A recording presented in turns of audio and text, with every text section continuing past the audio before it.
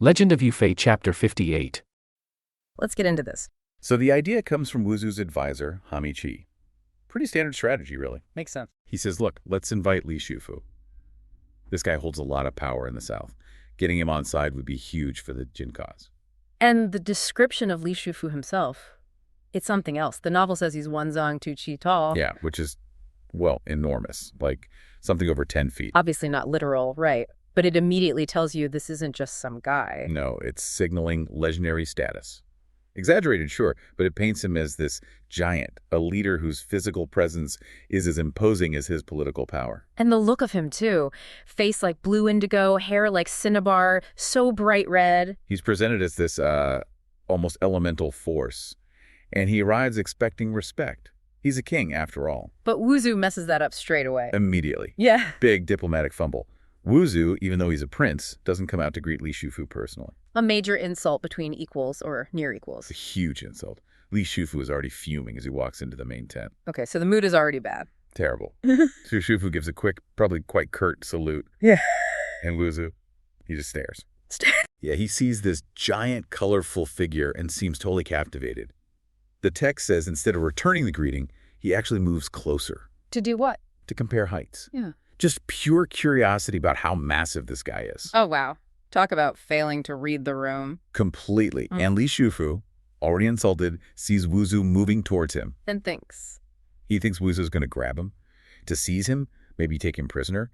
He misinterprets the move completely. And his reaction. Instantaneous, no hesitation, raises his hand, one palm strike. Bam. Knocks Wuzhu down. Flat on his back. Yeah. Then Li Shufu is on his horse and out of there. Just like that. Wow. Okay. So much for the alliance. Pretty much over before it began. And chaos reps in the Jin camp, obviously. They try to chase him. Of course. Jin generals go after him. But this is where the nephew, Heyman Long, steps up. Ah, the hammer guy. The hammer guy. Wielding his famous bucket-sized iron hammer. Yeah. He single-handedly fights off several pursuers. Seriously. Yeah. Stops them cold. The rest just give up the chase. He's clearly formidable. So they get away clean. They do. And Li Shufu's conclusion is simple. Which is? Wuzhu is not a good person. End of story. Huh. Okay, fair enough after that reception. So the Jin alliance is off the table. They think, well, maybe the Song are worth checking out. Let's see if they have any real strength. So it shifts from diplomacy to a test of strength. Exactly. It's Heyman Long's idea, actually. The nephew again. He suggests they test Yufei's son, Yu Yun. Says, look, if this Yu Yun kid is actually strong, if he can match me, then we switch sides and ally with the Song. A trial by combat, essentially. Pretty much. But it has to be a real test. They need proof of Song capability. Okay, so they ride over to the Song camp. Straight over. Yeah. And Heyman Long doesn't waste time. Rides out, calls out a challenge, demands Yu Yun come face him, tests the little king's hammer. He calls himself the Little King. Well, referring to his uncle, Li Shufu the king. It's a bold challenge. And we get a description of Heyman Long, too, right? We do. He's young, only 16 or 17, but he's got this massive head, a black lacquer face, and he carries 2 of those bucket-sized iron hammers. Intense. A force to be reckoned with, clearly. Definitely. Youthful, raw power. And then Yu Yun comes out, and there's that whole business with his title. Oh, yeah. The contrast is stark. Before Yu Yun even fights, his full, incredibly long formal title is announced. Wuchang Kaigogong Taizi Shabao Tongshu Wenmu Bingma Dayon Shuai Yu Dagongzi Yu Yun. Wow. Say that 3 times fast. Right, but it's not just showing off. It signifies imperial authority, legitimacy, the whole Song power structure. Which is exactly what Li Shufu felt he wasn't getting from the Song, that formal recognition. Precisely. We'll get back to that. But Heyman Long, he hears the title, maybe nods, but then repeats his own grievance. About the king title for his uncle. Yep. Basically says, okay, nice title, but the Song still haven't given my uncle his proper due, his Feng Wang. That's why they were even considering the Jin. But the challenge stands. And they fight. They really do. Hammer versus hammer. It's epic. How long does it go on? The text says 100+ rounds by Shigiwihi. 100 rounds. That's a lot of hammering. It signifies they were perfectly matched. The phrasing is great. Chess meets opponent. General meets good timber. Neither could win.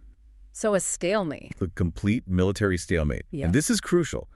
Yu Yun realizes he can't just beat this guy into submission. Right, because the goal isn't just to win the fight. No, the goal is to win an ally. Brute force isn't working. So Yu Yun changes tactics. What does he do? He pretends to retreat, feigns weakness. Just runs away. Not exactly. He heads towards a specific place, the Phoenix Mountain Woods, a more secluded spot. And as he retreats, he shouts something like, "Watch out for my back-turn hammer." A warning. Or Yeah. a lure. It sounds like a bit of both. It's a way to signal, maybe I'm not beaten yet, but also seems designed to get Heyman Long to follow him, to draw him away from the main camp for a different kind of engagement. Into a conversation. Exactly. The fight proved they were equals in strength.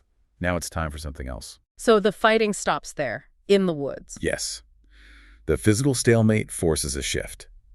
Ewan sees this isn't just about who hits harder. There's a reason they're here. He needs to figure out the why. Right. So he stops, catches his breath maybe, and asks the key question. Why are you, Li Shufu's nephew, a leader from Yunnan, even thinking about helping the Jin? Our enemies. Shouldn't you be with the song? And Heyman Long tells him straight. Immediately. Lays it all out. It boils down to that one thing. The title. The title. That promised feudal king title, the Feng Wang. The Song Court had promised it years ago, apparently, but never delivered. Wait, seriously? This whole potential disaster, this powerful southern king possibly joining the Jin, it all hinged on some paperwork the Song hadn't gotten around to. It sounds almost bureaucratic, doesn't it? Yeah. But you have to understand what that title meant. Yeah. For Li Shufu, it wasn't just ego. It was about legitimacy, imperial recognition. That Feng Wang title formally cemented his authority back in Yunnan, especially against any local rivals. Without it, he's just a powerful regional leader. With it, he's an officially sanctioned king within the Song imperial system. So it was politically crucial for him, made him feel vulnerable without it. Exactly. His power base could be challenged. The Song's delay felt like a snub, maybe even a deliberate withholding of legitimacy. Okay, that makes more sense. So how does Yu Yun handle this? Brilliantly, actually. He shows real diplomatic skill. First, he doesn't just dismiss the complaint. He validates it. He acknowledges the grievance, but then reframes it. He explains the context from the Song perspective. Which is? Look, the Empire's been in crisis mode. We've been dealing with constant invasions by Wuzhu, huge internal problems, and, oh yeah, our two previous emperors were captured by the Jin. Right, the ultimate humiliation and crisis. So Yu Yun argues, the court has been completely overwhelmed. It's not that they disrespected Li Shufu. They simply haven't had the capacity, the breathing room, to sort out titles in the south. That's actually a pretty good argument. Shifts it from insult to circumstance. It works. It diffuses the anger immediately. And then Yu Yun makes his move. What's that? He suggests they become sworn brothers. Right there, right then. Whoa! From enemies to brothers. Just like that. They get off their horses. They perform a simple battlefield oath ceremony using earth scooped up as incense. Kotueishan, A pledge to heaven. a sacred bond. Yu Yun, being slightly older, becomes the elder brother. Amazing. So this personal connection, this oath, it solves what 100 rounds of fighting couldn't. Instantly. It replaces the missing formal political tie with a deeply personal, honor-bound relationship. The Jin offered, well, height comparison. Yu Yun offered brotherhood and understanding. And did he address the title issue Oh, again? absolutely. Yeah. He makes a concrete promise. Which is, He assures Heyman Long, look, as soon as we've pushed the Jin back and recovered the Central Plains, my father, Yu Fei himself, will personally petition the emperor to grant your uncle, Li Shufu, that king title. so a clear promise tied to their shared military goal. Exactly. The alliance is now sealed not just by oath, but by a shared future objective and a guaranteed reward. Personal honor backs it up. Okay, so crisis averted, alliance secured. What happens next? Well, now that the deal is struck, Li Shufu comes to the Song camp. He's satisfied. He meets Yu Fei. Yes, he and Heyman Long meet Yu Fei and the other senior generals, the four marshals, Zhang, Han, Liu, and Yu Fei. How does that go? Better than the meeting with Wuzhu, I assume. Much better. Total respect on both sides now. Li Shufu praises them lavishly, calling them the pillars supporting heaven and beans supporting the sea. High praise. Basically saying they're holding the whole dynasty together. Precisely. And the Song host a grand banquet in their honor. Everything is cordial. Good. So Li Shufu's forces join the Song army. Well, here's where Yu Fei shows his strategic brilliance. After the feast, he pulls Li Shufu aside, Okay. and he tells him, you need to take your forces and go back to Yunnan immediately. Go back? After they just swore allegiance? Why? It's incredibly smart strategy. Yu Fei gives two reasons. First, the main fight is here, against the Jin, and the Song forces currently assembled can handle the upcoming battles. They don't need Li Shufu's troops right now. Okay. And the second reason? This is the key one. Yu Fei is worried about the stability of the southern border. He fears that if Li Shufu's large army is away up north fighting the Jin, other groups, other barbarians, as the text might put it, could see an opportunity. An opportunity to invade Song territory while its main southern defender is gone. Exactly. Yeah. Yu Fei realizes Li Shufu's greatest strategic value isn't adding soldiers to the northern front temporarily. It's keeping the peace and acting as a deterrent in his own region, Yunnan. Wow. That's thinking multiple steps ahead. He's securing his flank by sending a potential ally away? Right. It shows trust, respects Li Shufu's regional importance, saves Song resources, and actually strengthens the overall Song position by ensuring southern stability. It also subtly reinforces that the Song see him as the legitimate power in Yunnan. And does Yu Fei mention the title again? He does. He doubles down on the promise. He tells Li Shufu that once the Jin are defeated and the two captured emperors are brought back home, he, Yu Fei, will personally travel all the way to Yunnan to formally confer the king title. A personal guarantee from the top general, that's huge. Massive. It seals the deal completely. Li Shufu trusts this. So Li Shufu agrees. He agrees. The Song load him up with provisions for the journey, and he departs with his army. And what about the new sworn brothers, Yu Yin and He Manlong? There's a really nice final touch there. The night before Li Shufu leaves, Yu Yin and He Manlong stay up all night talking. Just bonding. Seems like it. Sharing stories, maybe making plans. The text says they promise to visit each other in the future. And the next morning, when He Manlong leaves with his uncle, their farewell is genuinely emotional. Tearful, even. From trying to bash each other's heads in to weeping farewells, quite the turnaround. It really is. It shows the depth of the connection they formed, beyond just politics. Yu Fei is so determined to figure out the Jin formation that he takes a massive risk. He does. He grabs his trusted officer, Zhang Bao, and they sneak out of camp at night. And they don't just scout the perimeter. They go into the woods near Phoenix Mountain, find a big tree, and actually climb it to spy on the Jin camp directly. I mean, talk about leading from the front. He's literally putting himself in the line of fire just to get intel. And it works, kind of. They get crucial information. The Jin had been boasting about having 2 million soldiers. Standard practice. But Yu Fei sees it's actually closer to 1 million. Still huge, but, not 2 million. And crucially, he identifies their big strategy. Yes, the gold dragon coiling tail formation, the Jun.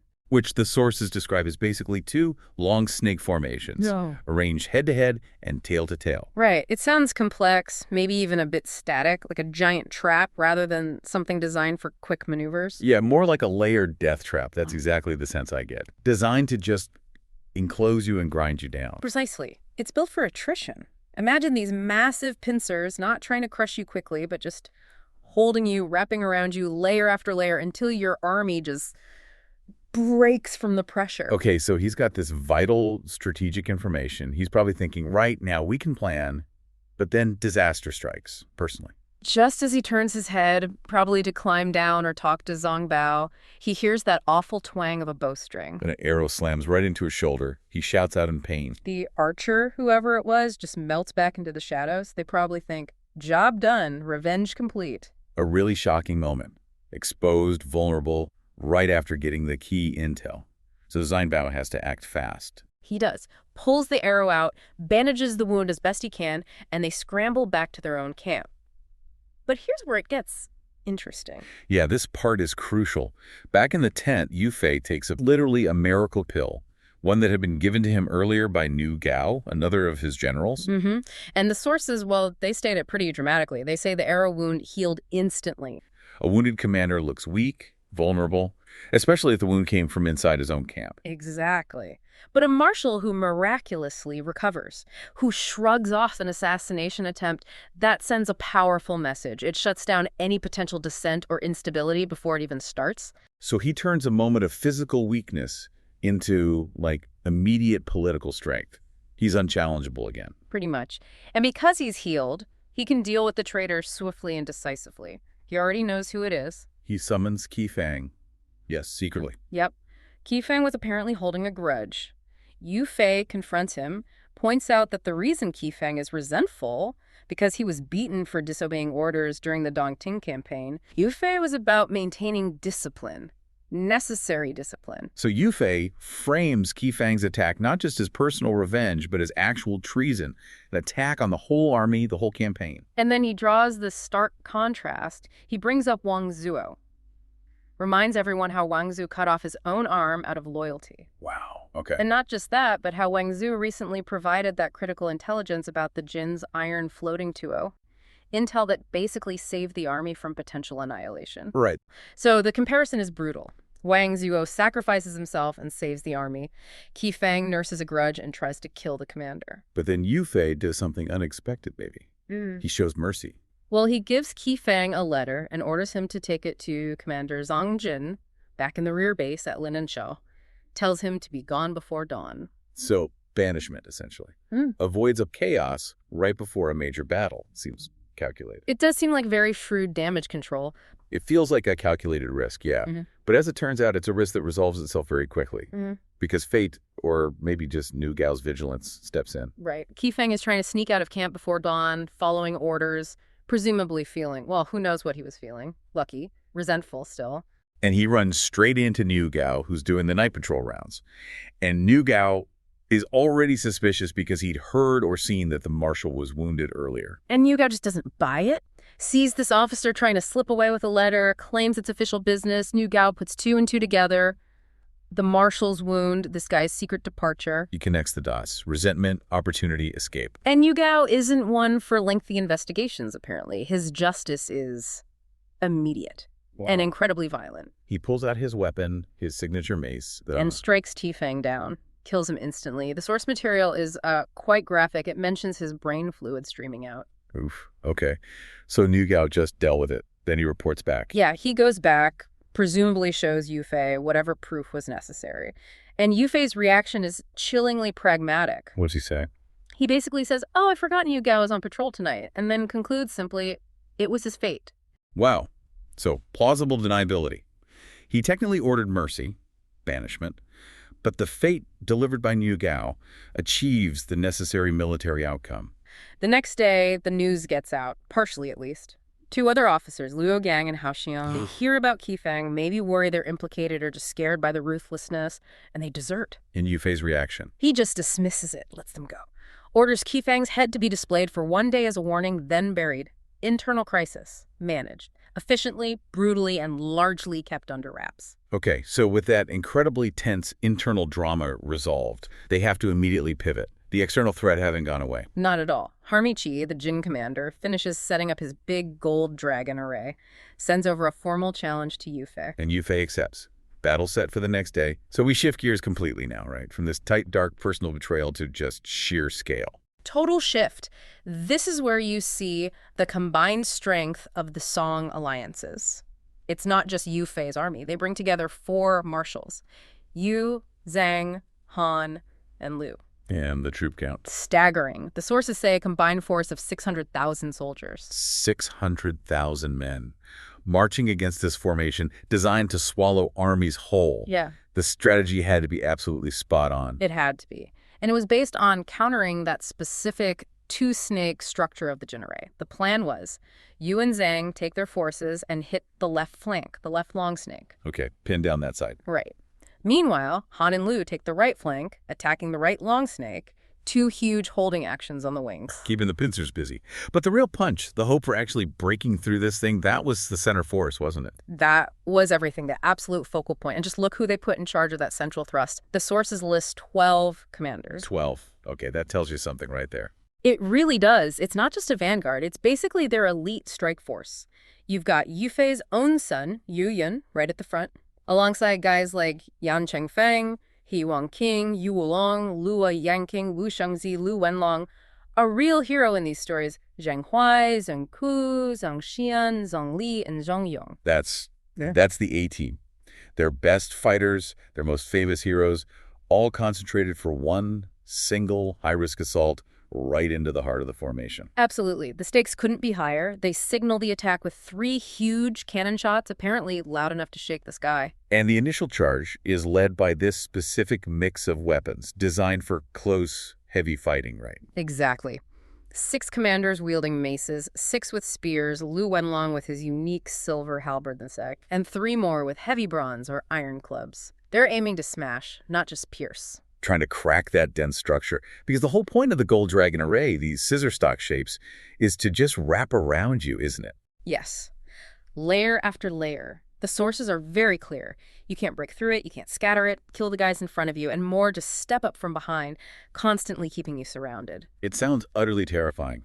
Not a battle of maneuver, but a battle of sheer endurance inside a meat grinder. That's exactly what it becomes. It relies on overwhelming pressure, constant reinforcement from within its own ranks. So the moment the Song forces charge in, it just descends into absolute chaos. The descriptions are intense. You have generals like Yu Fei himself with his torrent spring spear, Zhang Bao and Wang Heng swinging their clubs and maces, just trying to carve out space. But they're instantly swallowed up. The fighting is so fierce, so dense, the sources say the sky and earth go dark. Sunlight just disappears under the dust and the sheer mass of fighting men. And the weapons they face coming out of the formation, it's everything. Everything imaginable for close quarters brutality.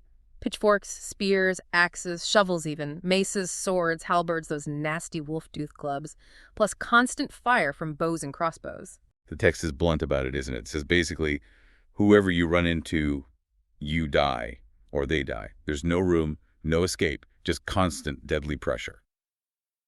Delay, he's a former Vanguard officer from Jinmen Town, right?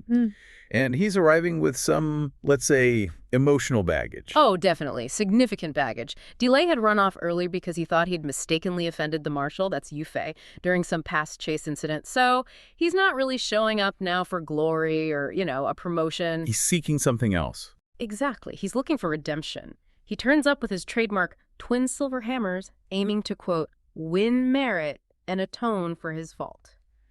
His goal is service, deep down, not just winning for winning's sake. So he's trying to find a way back into Yu Fei's good graces. Okay. Then he bumps into Fan Cheng, also young, under 20, carrying a gold-chiseled spear. Fan Cheng's reason, compared to Delay's sort of penance quest, is much simpler, isn't it? It's about family. Yeah, pure kinship. He's actually the brother-in-law of Meng Bangji, who's one of Yu Fei's trusted commanders already fighting inside. So Fan Cheng is basically just there to help out. To lend a hand. Literally, to lend him an arm, Hisokuri, as the text puts it. He's like the supportive family member stepping up in a crisis. A very grounded, very pragmatic loyalty there. And then comes the third arrival, the one who immediately just elevates the whole scene through, well, his lineage and just sheer presence. Guanling. Ah, yes, Guanling. This is where the story explicitly connects this current battle back to those grand, almost legendary heroes from past literature, right? Absolutely. Guanling is presented as the son of the famous Guansheng, the great saber of Liang Shampo. That connection, it works as this instant narrative anchor, doesn't it? It immediately tells the reader, okay, this kid's got skills. And he's also under 20, looks striking. The text mentions a face like a dark jujube, phoenix eyes, silkworm eyebrows. Plus, he's sworn brothers with Yu Fei's own son, Yu Yun. Fall piece is setting him up. And the dynamic shifts instantly when he gets there. Because while Delay and Fan Cheng were kind of hesitating outside the formation, maybe a bit unsure where to attack all those Jin soldiers or how to even approach the array structure. I mean, they were worried about its complexity, right? Yeah, they were understandably intimidated. Guanling just cuts right through all that strategic hand-wringing. He does. He basically dismisses the overthinking, his strategy. It's just pure, confident aggression, likely, informed by that famous lineage. He insists they're upright men, they're here to help, so forget the complexities of the Golden Dragon array. Just go for it. Just charge straight into the absolute center. He refuses to be intimidated by the scale or the structure of the enemy forces. It's a very direct approach. And that simple, bold move is exactly what was needed, apparently. They agree right away, charge in, and suddenly the battle shifts. It goes from this sort of static defensive formation to a terrifying, concentrated shockwave delivered by just 3 young guys. And the description is pretty graphic. Hammering, spearing, chopping. It turns the area into a slaughterhouse. The text says, human heads rolling, flesh becoming mud. This focused, youthful energy, it acts like a surgical strike, cutting right to the core of the defense. Understandably, the Jin generals are terrified. They report back to Wuzhu, saying something like, These three small southern barbarians, they're unbelievably brave. They've reached the center, and none of our regular commanders can stop them. Yeah, and that's a huge moment. Wuzhu realizes his whole array is compromised. He has to come down from his command platform, swaps his signal flags for his battle axe, and goes to challenge them himself. He demands to know who dares crash his party, essentially. And Guanling, just full of that legendary swagger, answers the challenge. Not with fear, not with humility, but with total defiance. He announces who he is, Quan Cheng's son, and then asks Wuzhu for his name. Why? Because he intends to, quote, mark the head for his first merit. He's already planning to take Wuzhu down. Wow. That exchange, it just sets the stakes incredibly high, shows Guanling's unshakable loyalty right off the bat. But then there's this really weird pause in the action, isn't there? Yes. It's fascinating. Wuzhu, who is genuinely impressed, it seems, by Guanling's imposing presence and obvious skill, he actually stops the fight and tries to recruit him on the spot. Yeah, it's kind of wild that Wuzhu puts a life-or-death battle on hold for an impromptu HR session. What does that tell us? Is it real respect for skill? Or maybe just desperation, trying to save his collapsing formation? He offers Guanling a kingship, eternal prosperity. Well, I think it's probably a desperate, maybe cynical move, dressed up as respect. Wuzhu's a smart commander. He sees this one exceptional talent could wreck everything, so maybe he's trying to neutralize the threat with a bribe. Makes sense. But Guanling's refusal is absolute. He just mocks the prince, calls him a treasure item he stumbled upon, and demands his head as a, get this, meeting gift. A meeting gift. Okay, so Wuzhu is enraged. They fight one-on-one for about 10 rounds, which honestly says a lot about Guanling's skill right there. It does, but the narrative makes it clear. 3 heads are definitely better than 1 here. As soon as Delay with his hammers and Fan Cheng with his spear jump in, Wuzhu is just completely overwhelmed by the combined assault. He can't handle these 3 tiger cubs, as the text calls them. Nope. He's forced into this really humiliating retreat, actually running around the array. And the irony is just profound. By running to save his own skin, he avoids the proper exit paths, and this actually causes the Golden Dragon array to break down even more. It gets totally scattered. So the commander's flight leads to the array's collapse. Huh. Pretty much his own escape fractures his own formation. Okay, so the central defense is broken. The chaos actually allows for some really satisfying personal moments inside the array now, right? Reunions happen. Yes, exactly. Guanling finds his sworn brother, Yu Yin, calls him elder brother Yu. Fan Cheng finds his brother-in-law, Meng Bangji. And critically, this ties back to what you said earlier about personal alignment. Delay finally finds Marshal Yufei himself. Right. This is the crucial narrative prerequisite we sort of hinted at. Delay gives his sincere apology for that past misunderstanding, promises to serve the country, and Yufei immediately accepts him. No hesitation from Yufei either. None. This acceptance completes Delay's personal redemption arc, which means all 4 individuals who are about to unleash this climactic attack are now fully, personally, ethically aligned with the Marshal's cause. The stage is set. And this leads to the tactical moment that really defines this whole battle in the literature. Yeah. With Delay now part of the team, 4 warriors using hammers combine their forces in this perfectly coordinated, utterly devastating assault. Yes, you've got Yu Yin with his silver hammers, Yan Qingfang with gold hammers, He Yongqing using iron hammers, and now Delay bringing his double hammers. 4 warriors, 8 hammers total. 8 hammers. And the description really emphasizes the visual spectacle, you know. Gold flashing, silver shining, this cold energy flying everywhere. It sounds incredible. And this overwhelming focused attack becomes instantly legendary. It gets its own specific name. The 8 hammers cause great havoc at Zuxianchen. Mm-hmm. That name sticks. This single named tactical force just crushes the remaining Jin soldiers and seems to completely break Wuzhu's spirit. The result is immediate and total. Wuzhu is utterly defeated. He flees in a total rout for over 20 li. For context, that's like, what, 7 miles? 7 miles, yeah. That shows the sheer scale of the pursuit, the desperation of his flight. But amidst this huge victory, the sources slip in this peculiar little detail that sets up the next twist. Commander Lu Qi suddenly leaves the array with his troops. Without telling Yufei. Without telling Yufei? Yeah. That should make you pause, right? Why would a commander just break ranks like that, even during a win? It suggests Lu Qi had his own plan brewing.